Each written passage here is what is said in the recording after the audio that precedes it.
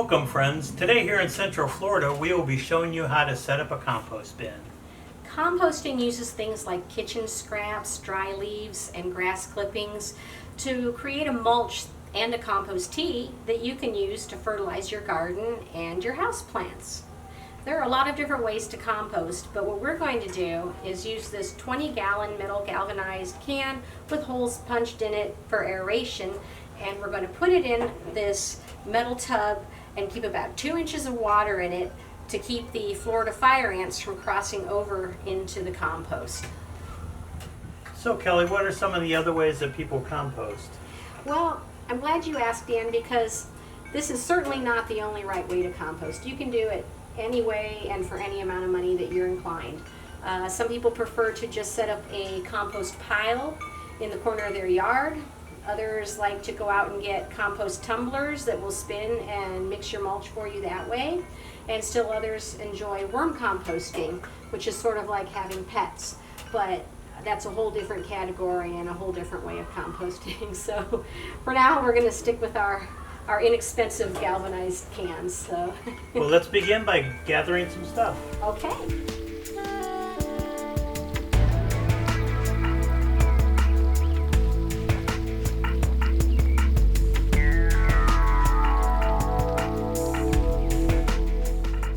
Ready to cut up a few kitchen scraps for composting. We've already been collecting a few today. We've got some old herbs down here, some onion skin, a little bit of vegetables, and some paper, a few tea bags as well.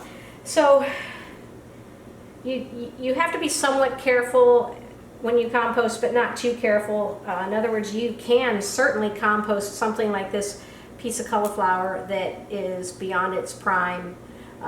It's got some mold on it, and that's okay because the mold actually helps break down the vegetables faster once it's in the compost. You can also do things like cut up avocado rind, but the one thing you want to do if you're composting the peels of vegetables is not compost the sticker that's on them, because that's actually made of plastic and won't break down. Tea bags are great to compost as long as you look up whether the tea bags that you want to compost are of a biodegradable material. These Lipton tea bags, for instance, are great because they are made from an unbleached paper or hemp, and so there's no problem composting that. We've got eggshells. You can definitely compost those. That's an excellent thing to put in there. Things like toilet paper rolls are great because it's just paper. It's considered brown matter, and very good to add carbon to your compost pile. Envelopes, as long as they don't have colored print on them. Colored print tends to use heavy metals, so regular black print is usually of an organic substance, so you don't have to worry too much about that.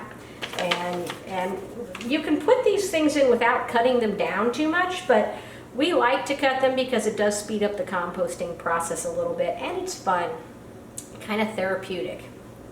So here we go.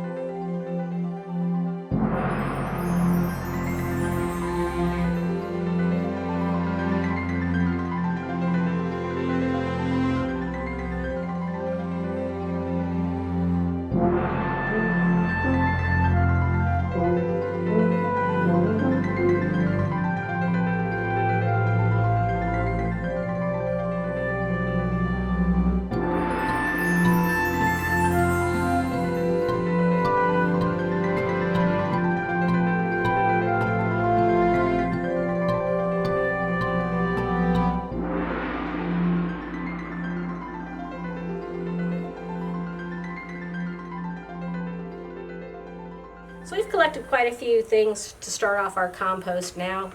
We've got some grass clippings, dried leaves, what we cut up in the kitchen. The thing to note about grass clippings is don't use it if they've got pesticides on it. If you're going to use your compost for anything like garden vegetables, you don't want to have any pesticides in it. Also, what we didn't mention before was if you've got any old soil, maybe a plant that died and the soil just looks kind of messed up to you, or you like to use new soil for your plants, you can also add that to your compost. Soil has a lot of microbes in it that will help break down the matter, vegetable matter, garden matter, a lot faster if you have a little bit of it in there too. Now he's very supportive of our efforts. So now we can assemble our compost. We kind of like to do it sort of like making lasagna and do it in layers. Put half of the amount of everything we collected in first. Watch out for fire, buddy. And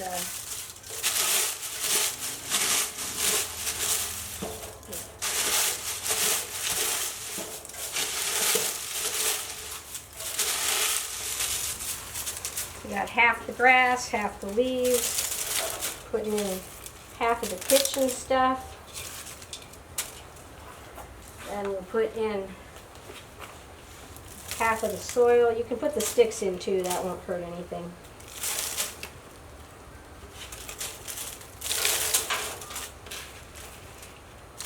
Then another layer with some more grass.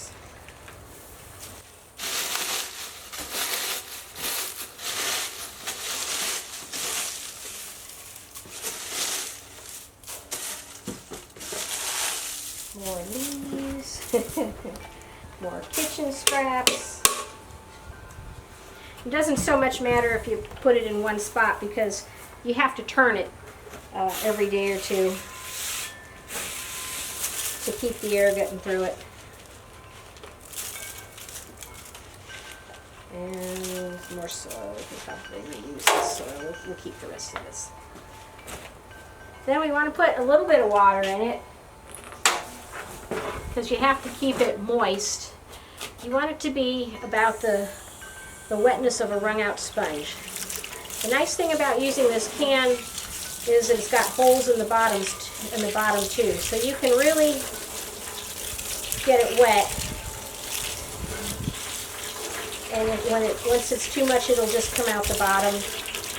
And that's going to be your compost tea as you keep re-wetting. And it will also keep the fire ants out of your composter. So go ahead. It sounds good. And what I like to do